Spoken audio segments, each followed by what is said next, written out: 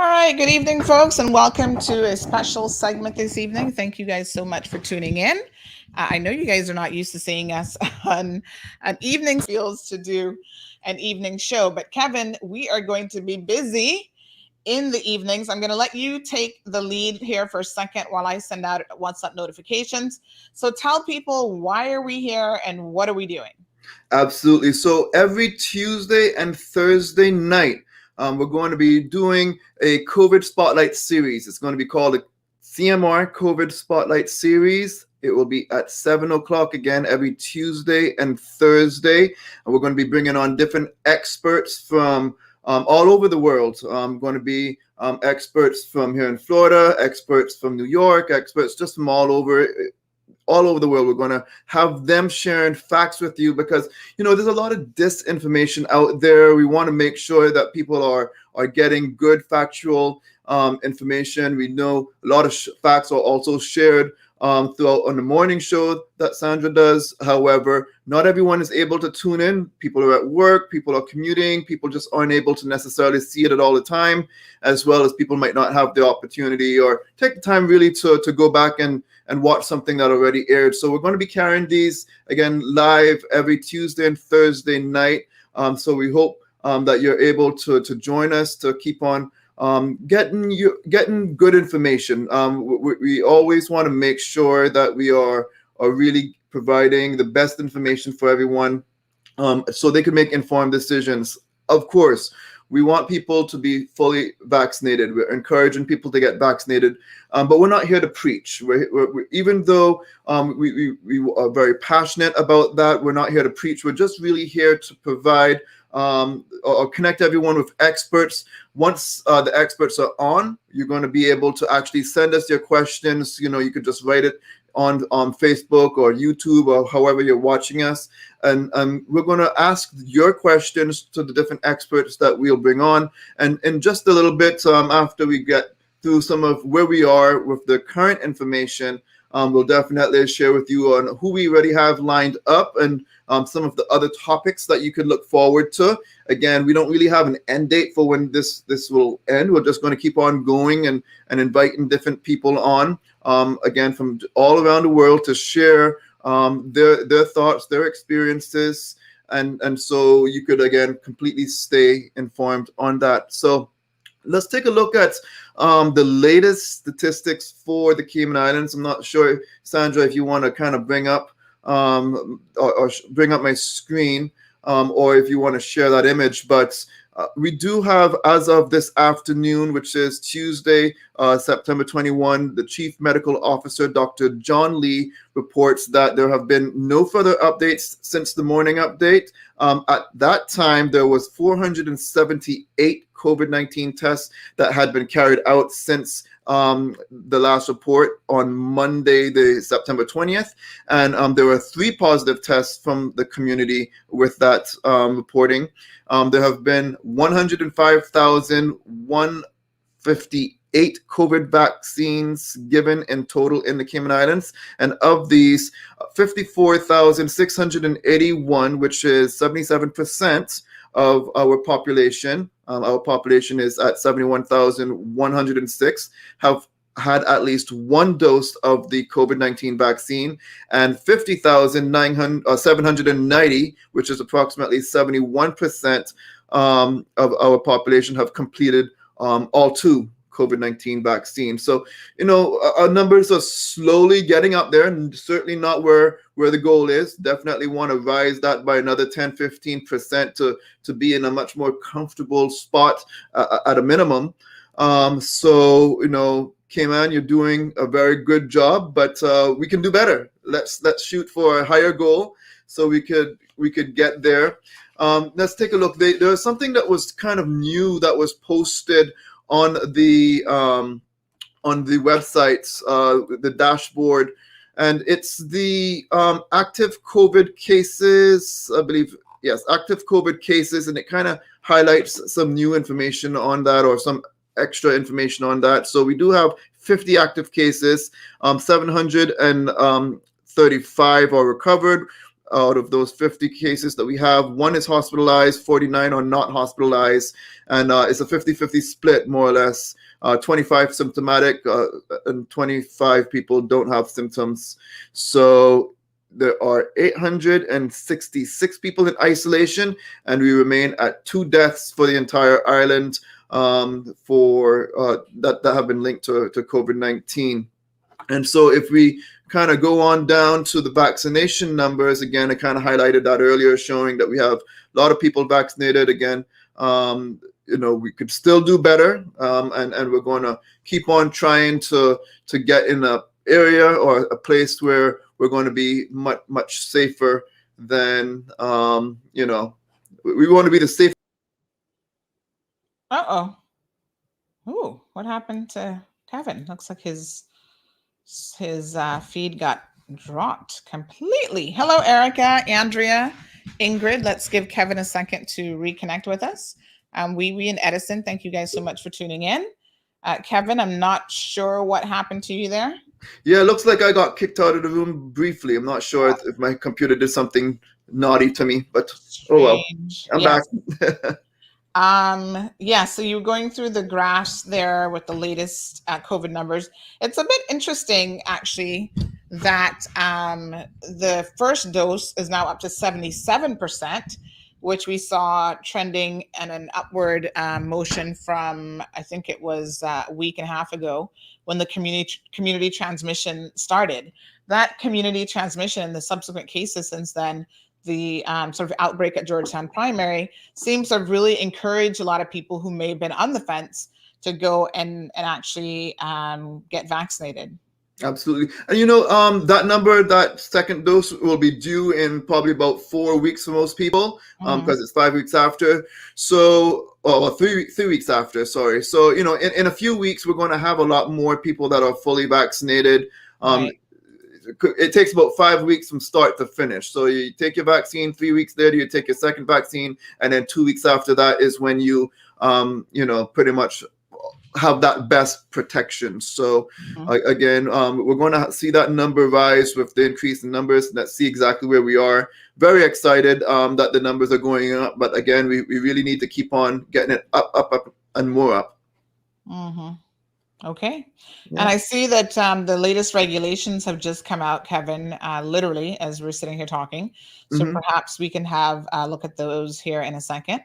But so again, folks, if you're just joining the program, this is a CMR COVID Spotlight series that we're going to be doing at least over the next month, where we will have experts.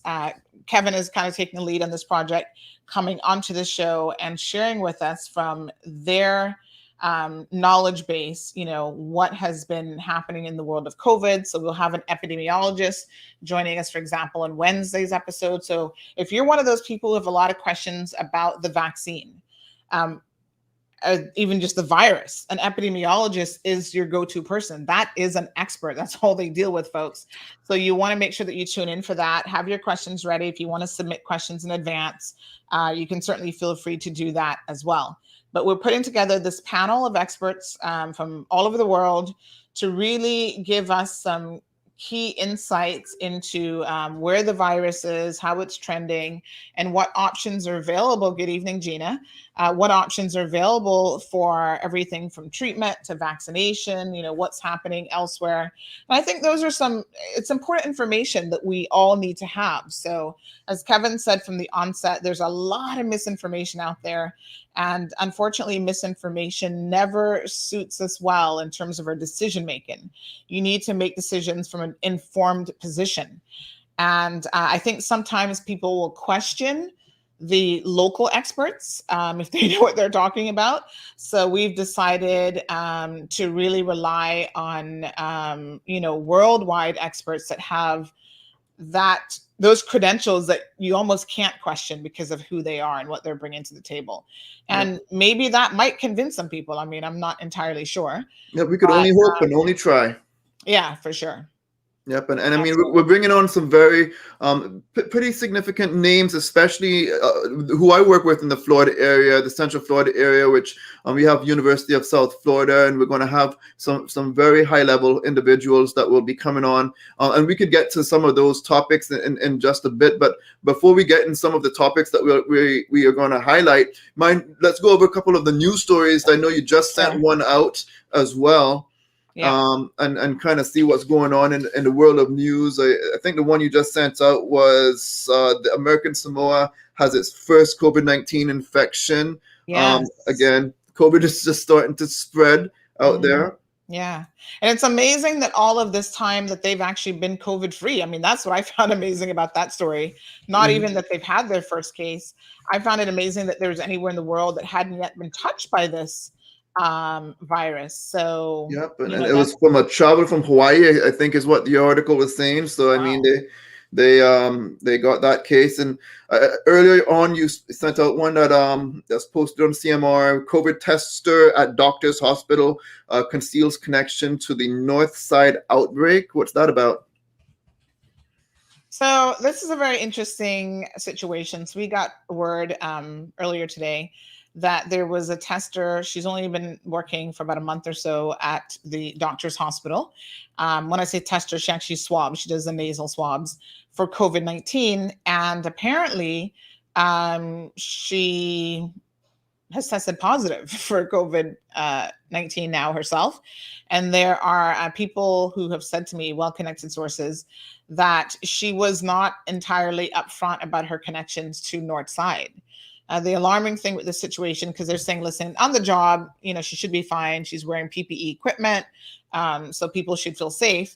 But I think where people probably need to be more concerned is not at doctor's hospital per se, but the fact that she is someone who takes the public bus. And we've heard, even on this program, that there have been some issues regarding the public bus and people not always masking up and no real enforcement by the bus drivers. So here's someone, at least for the past month, that has been back and forth on the public bus, driving up and down, riding the bus, I should say, and in potential, close contact with individuals for what would you say the time frame is to get from Georgetown to North Side? Well, it certainly depends on the time of day. Yeah, it But if depends it's on the time of day, traffic, but anywhere between 40 minutes, 45 minutes, and to an upward to an hour, hour, yeah. depending on traffic. Yeah. So that's certainly enough time to potentially be exposed to this individual if you were sitting right next to her. How will they contact trace on a bus? I have no clue. I don't even know if that's possible, to be honest. But the officials definitely have confirmed it. They said that Doctors Hospital is actually working with them to try to do contact tracing. And in addition to that, the Doctors Hospital themselves issued a statement, which was very brief. Let me just see if I can find that here, Kevin. It basically said that Doctors Hospital discovered a team member at one of their COVID-19 testing facilities had tested positive for COVID-19. And some key points to note: this team member worked at this particular testing facility in full personal protective equipment, has not entered the main hospital, nor did they have any contact with core hospital employees. And then public health was immediately engaged and contact tracing was completed. I don't know how that would have been completed, but anyway, the Well, team it was member, completed to the best they can. Because remember, with yeah, contact tracing, it's based on the information that they receive. So after a while, I exactly. mean, it's not 100%, but they did all they can with the information that they had. Right. So she's now in isolation until she can get the all clear. And then they go on to say that this case indicates that our testing procedures have been working. All of our strictly enforced safety precautions and infection control measures to minimize COVID-19 transmission risk remain in place, including regular, frequent testing of all team members, regardless of their vaccination status. And of course, we know that she was not vaccinated. And I think that that's an important point to raise at this particular time. One of the interesting things that people may have noticed with the new COVID dashboard that the government has kind of revised a little bit, let me just show this to you guys here, is they are now indicating for the new cases whether someone is vaccinated or unvaccinated. and whether they're a community positive or a travel positive. So this gives us a little bit A little bit more more info. insightful information, Kevin. Yes, absolutely. Yeah, that's what I was trying to remember when I was kind of opening it up. I'm like, there was something new, and then all of a sudden, I guess the nerves got me a little bit, and all of a sudden I was like, wait a minute, I forgot what I was trying to say was new, so I just kept on rolling with it. But thanks Yeah. for re-highlighting that, because that is an important Yeah. feature that's been added. Yeah, because there is this whole debate. And of course, when we have the experts on, we'll be talking to them and asking them this question directly in terms of your ability to catch COVID. So, the vaccine gives you certain protections in different areas, and it does reduce your chances of catching it in the first instance. And that's important. It doesn't mean you can't catch it or it's not possible to catch it even though you're vaccinated, but it does reduce that. And of course, where you really get bang for your buck is in terms of keeping you largely out of the hospital and out of death, death's door in most instances. Not everybody is that fortunate, however. And of course, other big news, Kevin, is this pandemic actually now has surpassed the flu pandemic and the impact that the Spanish flu pandemic had over 100 years ago, in terms of being the most deadly pandemic to hit the U.S. And Sandra, I want to actually highlight something that's just on that very topic as well. Let me see if I could pull it up real quick. I'm going to pop it in here in just a second. And this is a little different than what you said, but it's something that's very, very, very telling. Yeah. Let me see where it is. So, folks, while Kevin is doing that, COVID-19 surpasses the 19 flu as the deadliest pandemic in U.S. history. This made news late yesterday and into today. So COVID-19 now has a very interesting, I guess, marker historically, and it's quite an amazing feat that it is now the deadliest disease in American history, surpassing the death toll of the 1918 flu pandemic, which caused the loss of more than 676,000 lives in the United States alone to that disease that in that instance lasted, in the instance of COVID, the last year and a half. So this is information coming out of World Health Organization when they first declared it a pandemic on March the 11th of 2020. And of course, we'll remember that date because the world was paying attention to what the World Health Organization was saying, and they raised the alarm. So, for more than a century, that's 100 years, the influenza outbreak of 1918 held that grim distinction of being the deadliest disease in American history. And now that has been, sort of taken over by COVID. So they had 3 distinct waves of that one, and the virus infected more than a quarter of the US population and caused average life expectancy to drop by 12 years. I mean, this is some amazing information in terms of how pandemics work. Back in 1918, your life expectancy dropped by 12 years. So this was the catastrophic situation there. Of course, the most interesting thing about the Spanish flu is times were very, very different then. They didn't have the medical advances that they have now. And I want to show you guys some photos from that period before we cue Kevin back in again. But here is, this is a news story from National Geographic. And here is some very, very interesting information. So this is a screen of nurses. This is what they had for hospital beds. This was a hospital, an outdoor hospital. Canvas tents kept the sick separated and less likely to spread the deadly virus.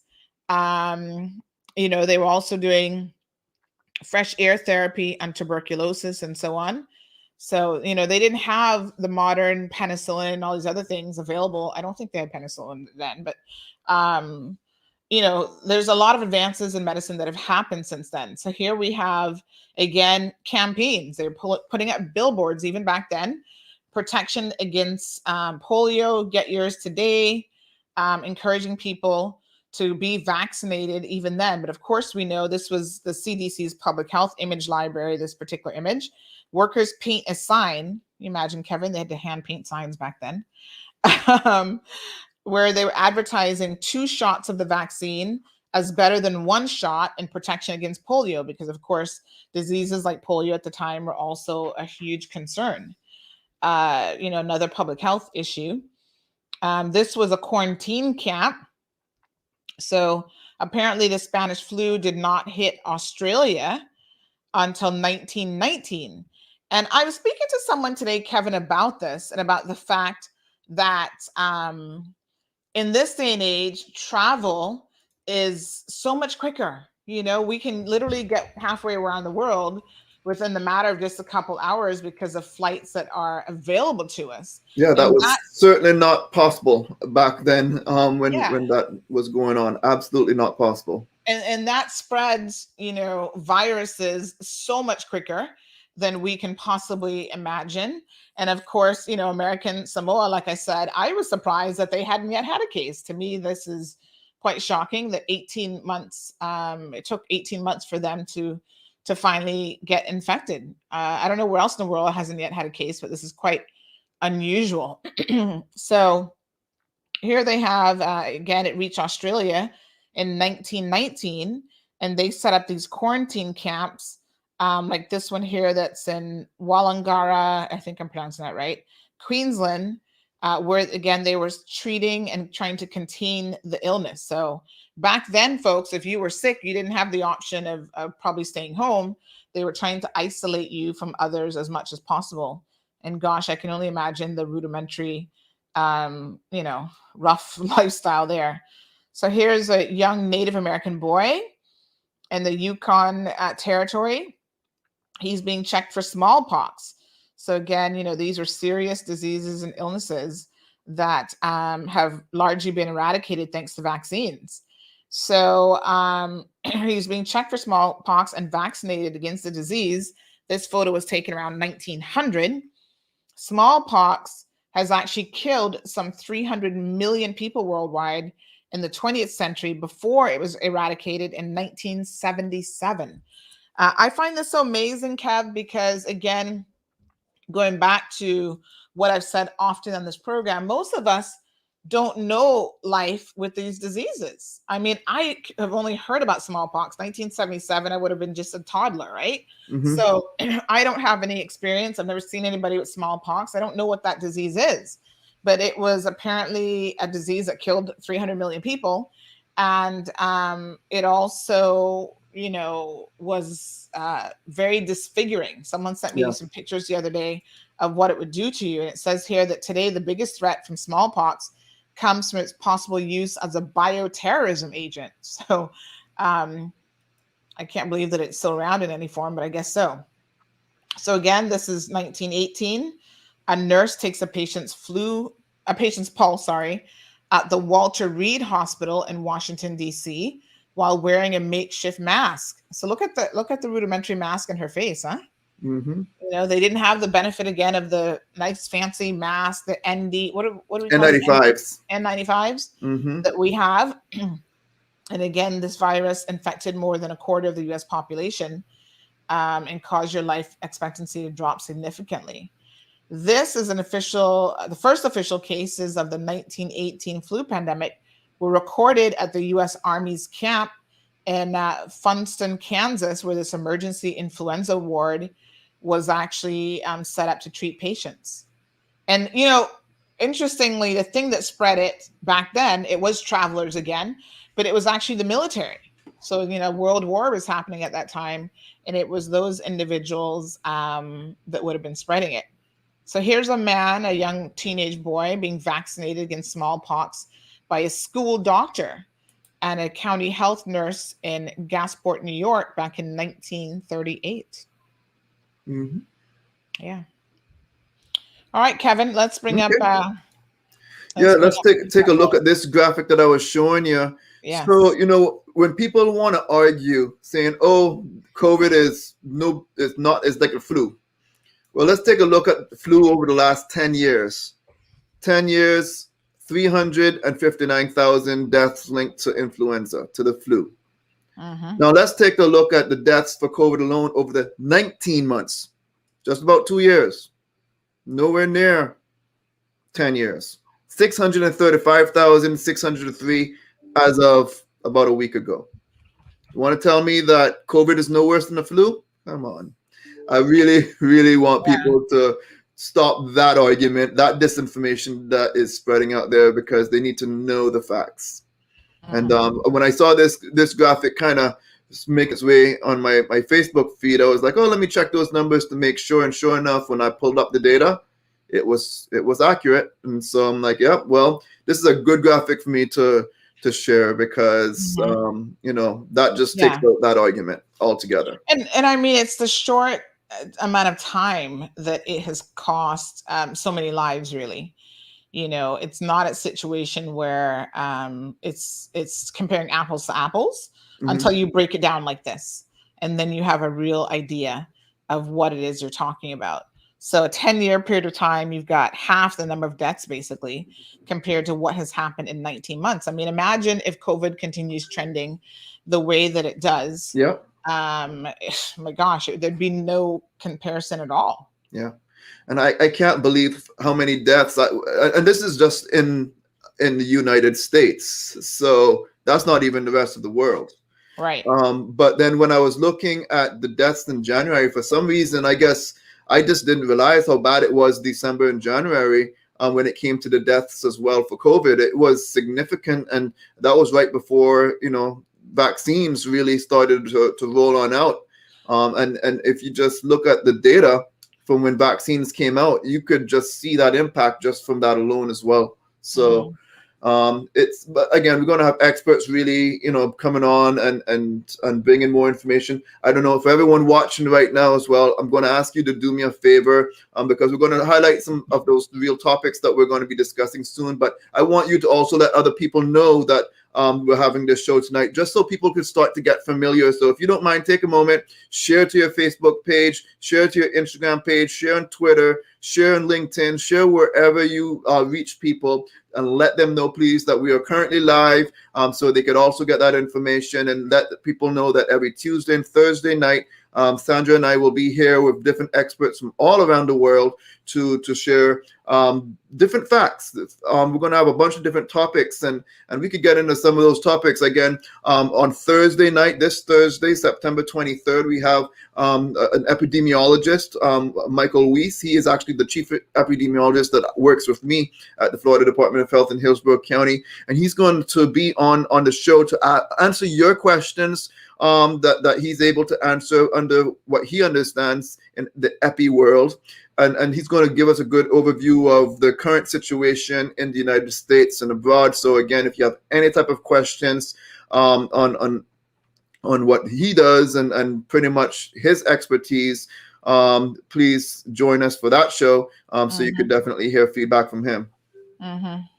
And then we do have another show coming up with a pediatrician. And that topic is going to be COVID-19 and children. So that's a good show for all our parents out there, or parents to be.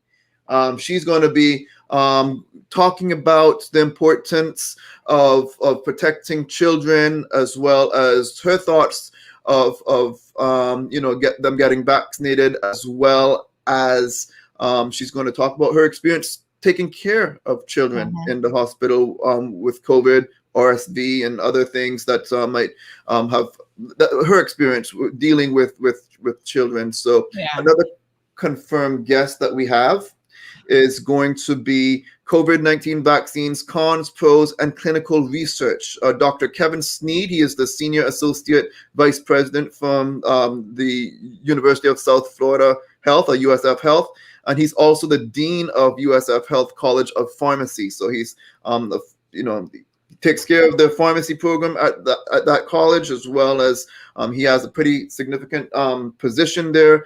He's going to be on and share some information, as well as Nazneen Powell. She's an epidemiologist that I also work with, as well as some of the other colleagues that are currently, and I said currently, involved with ongoing trials. One of the trials that's ongoing is, one of the vaccines that is widely available. Even though the vaccines have levels of approval, does not mean that trials don't continue. And they're Yeah. also researching other things. So they'll talk about what they're currently doing as well as how trials work in general. So again, that's going to be an awesome show for folks to get some information on that. Sandra, you got something pulled up on the screen you want to share? Yeah, have a look at this. This is a very interesting sort of graphic of the number of people that have died. This is a visual of it. So every single name was put on these little pieces of paper. So they did little white flags among the hundreds of thousands placed beneath the Washington Monument. And the scale of the flags represent the large death toll of COVID-19. Wow. I mean, it's, Significant. yeah, it's shocking. I mean, it looks like it Yeah. goes on forever. And these all have little things. So visitors are able to write personal messages to loved ones with Sharpies on the white flags at the National Mall. And this flag has a dedication, for example, this one here to Dominique Warren Stevenson, and reads hundreds of thousands of needless deaths because of incompetence. Thank God for the President Joe Biden. May God bless us all.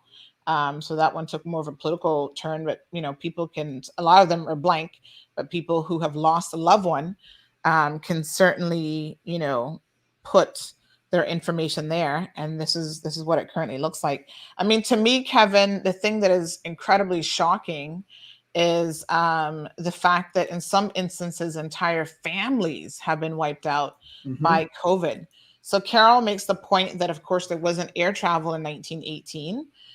It was, a lot of people returning from war. And you know what is so interesting about the Spanish flu? It actually didn't start in Spain. I don't know how they came up with the name Spanish flu, but it started on American soil. At the training camp, and I think it was Texas, maybe. A soldier reported to the infirmary at Army Training Camp in Fort Riley, Kansas, with a fever and flu-like symptoms. So he was the first patient that they were aware of.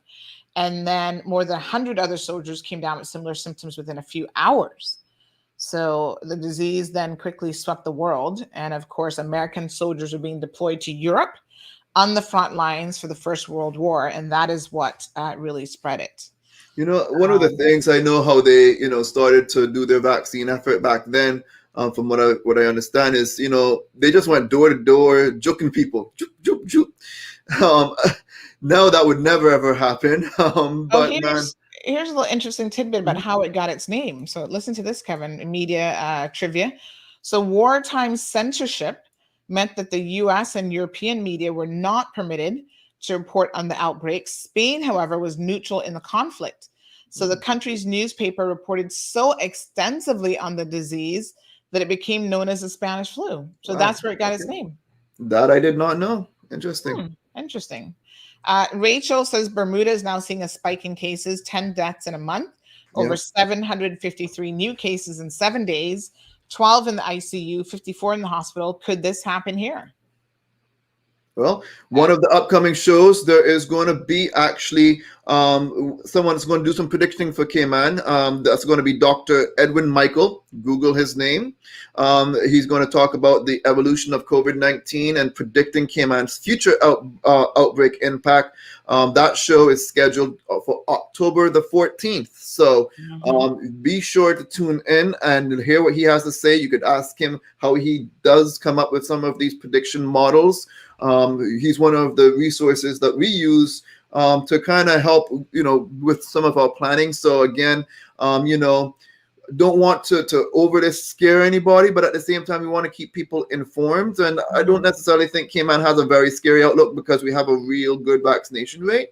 But at the same time, we want the experts to give you the facts and the predictions. Of course, we don't have a crystal ball to exactly tell you what it's going to look like, but we could get some good guesses out there based on our vaccination numbers, our vaccination rates, also looking at lifestyles. He's going to talk about a lot of things that you would never know what is used in order to do some tracking on seeing how people are living their lives. And let me guess, you know these things? Cell phones? some of the data comes from that, based on what you're doing, where you're going, and there's geo stuff tied to it for different models to come up. So again, tune in for October 14th segment, and you'll hear a lot of interesting feedback on that. Interesting. So again, folks, thank you guys so much for tuning into the program. If you're just joining us, we do have a special series for you guys. It's basically CMR's COVID-19 Spotlight Series every Tuesday and Thursday for at least a month. Lots of experts. Kevin has been doing a lot of work behind the scenes, getting people lined up. We're still trying to confirm some guests, in particular the local guests for the program. So hopefully they'll be coming on board with some level of confirmation soon. But in the meantime, we've got experts. I think we're going to have another epidemiologist, or he's the For Baylor? of the medical school there at Baylor University. We've really extended our contacts. Kevin, have we found anybody in the region that we could talk to, like at UE, to kind of? I haven't had anyone from the Caribbean confirm yet, but I'll certainly do some more work on getting it, because we have a lot of other topics that are out there that are, and of course we want to make sure that we're getting good experts, not just because you got doctor by your name makes you an expert on the topic. The people that will be talking on the various topics that we have are definitely people who are extremely, extremely qualified to speak on those topics. So I want to make sure people know that these are very valuable individuals, and working with their schedules is somewhat difficult, but we feel it's very important to make sure that we're doing our best to keep people informed. Yes. And we're going to have a discussion at some point, Kevin, about this concept of, I might do this as part of the morning show, but there's a concept of what's called COVID zero approach, which is basically what we've been trying to have, like zero cases of community transmission, where we're mandated lockdowns, hotel quarantines, and other measures to try to stamp out transmission. And the bottom line is, I was saying this to someone earlier, this is not a sustainable position long term. So we'll delve into COVID zero approach. Even the Chinese are recognizing that it just isn't sustainable, and we'll see why that isn't sustainable. Maybe we can touch bases with our economic professor at Yale and see if he can join in that conversation, because I think from an economic perspective, mental health and otherwise, there's some real issues with trying to maintain that level of sustainability, really. Absolutely. And COVID, everyone should know by now that COVID will never, ever really go away completely. Now, medications to treat it's going to get better. More people are going to get vaccinated. So we're going to find better ways to live with COVID. There's, we know a lot of the solutions to make sure that we're protecting many, many lives at the same time. Now, there's a part of it that makes it more challenging, and that's the human element, where a lot of people, they have the choice whether they're going to get vaccinated or not, and a lot of people have chosen not to get vaccinated or chosen not to believe in what a lot of the scientific data is showing. So, whatever your reasons are, that's all going to help determine how long this thing's going to stick around for. So we want to make sure that we just provide that information out there for people to ultimately make their informed decisions.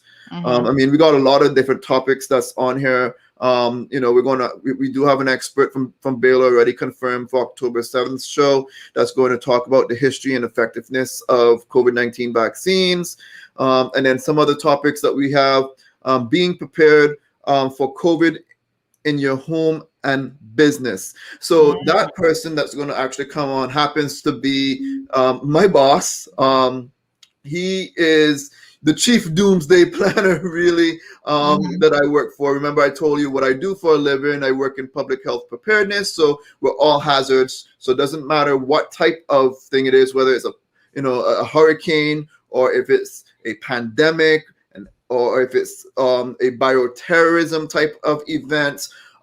Any type of thing that impacts public health, we have to create plans in order to respond and protect lives. And so he's the director of our public health preparedness division, and he's going to come on one of our shows and talk about preparing your home and businesses. So, we're going to be living, like you said, with COVID around us. There's not going to be zero cases forever. We're going to have people exposed. So what do you need to remember to do, and what are some of the plans? Just like you have hurricane plans, what are your plans to protect your home? If you have a business, what are some things you need to think about? Have some standard operating procedures, some sort of plan for when you have an infected employee, or when you have something that happens in your business, that's going to cause your business to be impacted because of COVID. So he's going to give you some really good tips on what you can do on that. Also, COVID impact on USA hospitals. There's no secret. You've seen a lot of the coverage on what Delta really did to stress the hospital systems out. So we're going to have someone talk a little bit about the experiences that happened here, and try to dive into how prepared is Cayman's medical system for COVID.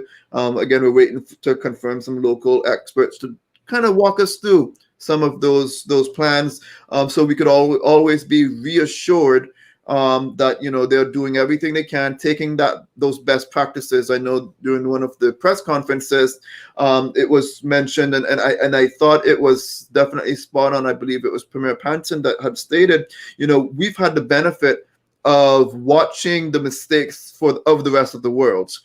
We've watched what worked for them, what didn't work for them, what we need to look out for, and with that knowledge, it would be certainly something that we have to make sure that we are protecting our medical infrastructure for when we do have different surges, which will end up happening once the borders completely reopen. So making sure things are in place for when we do have an increase in cases. Right.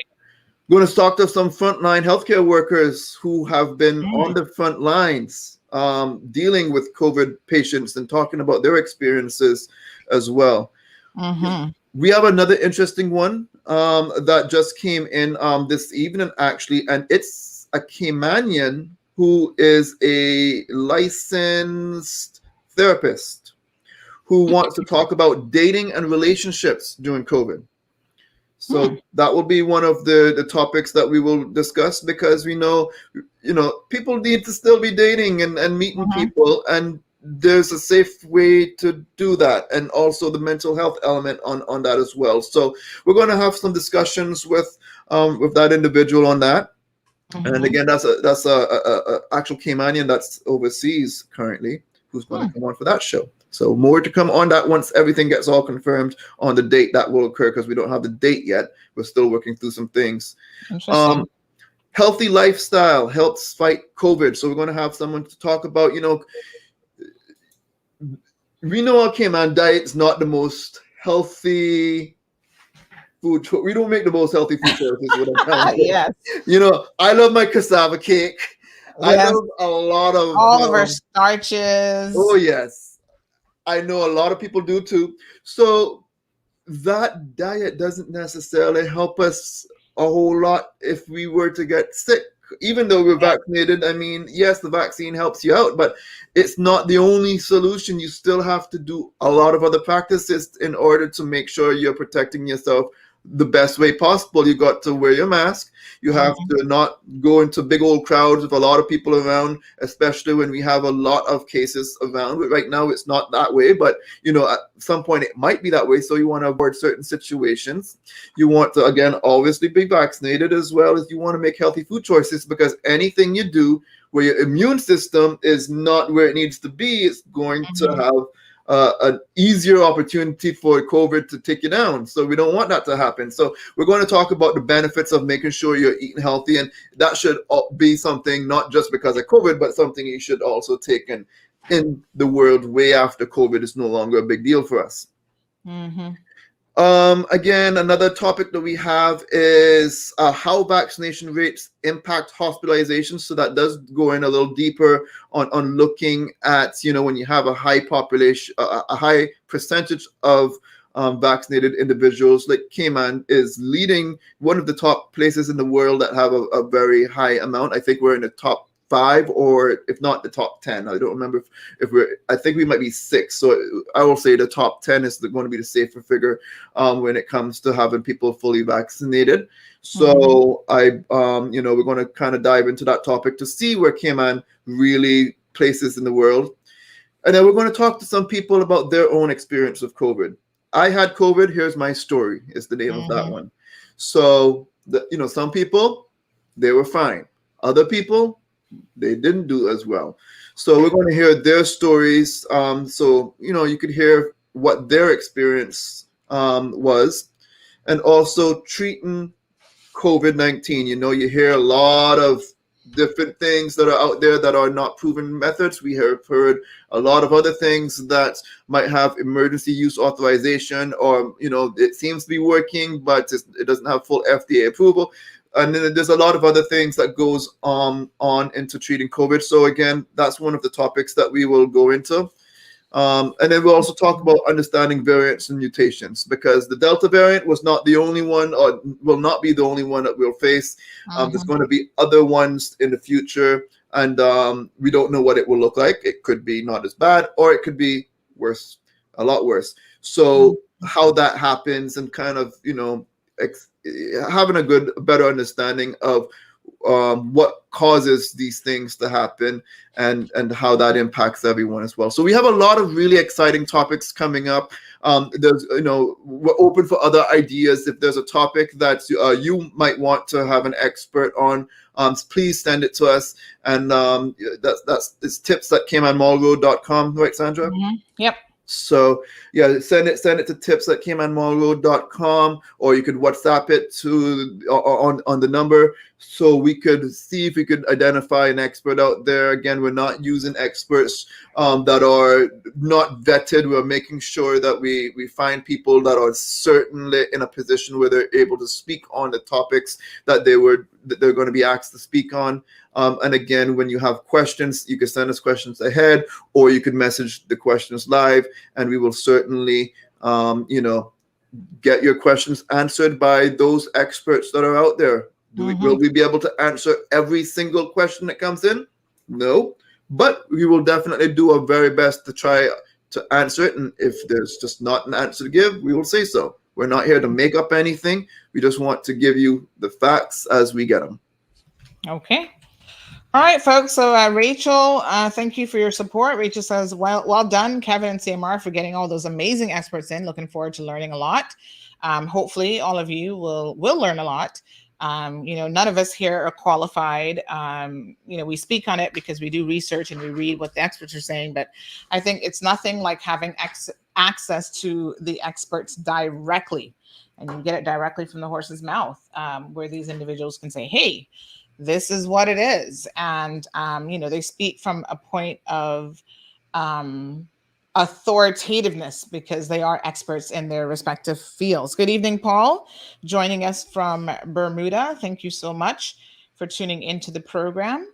Again, folks, this is CMR's COVID Spotlight Series every Tuesday and Thursday for the coming month, or possibly more. We're going to be here talking about a number of different things, all sort of COVID related, everything from relationships to, COVID Q&A, knowledge base, testing, vaccines, the future, Cayman's preparedness. We're waiting on some local expertise to come on board to give us details on that. Sharm says, nice one, Kevin, thumbs up. So Kevin, we're probably going to cut it short just a little bit this evening. Yep. Because essentially we wanted to just do a bit of an intro show to tell you guys what's coming, to make sure you tune in. So the next segment will be on Thursday evening at 7 p.m. They're an hour long, which I think is, more than manageable in the evening hours. But it's going to be packed full of information that is going to benefit, I think, all of us, really. So share the link, folks, for this evening's show. We do have it up on the website, so I know that there are a number of people right now who are watching it as well. Let people know that the series is coming up. We've had people saying, well, why can't we have an expert? Well, now this is your opportunity to actually have an expert speaking directly to the Cayman audience. Absolutely. And And Kevin, again, thank you very much for all of your hard work. Kevin, in his spare time, has been, working his little keyboard fingers, working magic, calling people. He's well connected there in Florida, and he has been working his resources to really put this together. And good evening, Stephen. And I'm just here for the ride and to learn as much as I can as well. yeah, no, I mean, my passion is to do my best to be able to give back. I've always been a public servant. When I was at Cayman 27, my job was to inform people, and then when I moved here, again, all of my roles is all about informing people and making Yes. sure people have that information. And it's my gift to try to give back the way I can. And so all I want to do is look out for. Everyone that I love back home. I love Yeah. every one of you, and I want to make sure that I'm doing my best to serve in a way that I can. Yeah. Awesome. All right, Kevin, have a good evening, everyone that is tuned in. Thank you guys so much for tuning in. Rachel, Ezra, Paul, Sharm, Ingrid, thank you guys. Tracy, of course, Lulu. Hey, Lulu, I haven't seen you in a minute. Carol was here. Benji is listening on YouTube today, this evening. And Miss Juanita and everybody else that's listening, thank you guys. Louise always here. Eddie and others, thank you for tuning in. I'll see you guys in the morning at 7:30, bright and early for Hump Day Wednesday segment of the Cold Hard Truth. Have a good night. All right, guys, take care.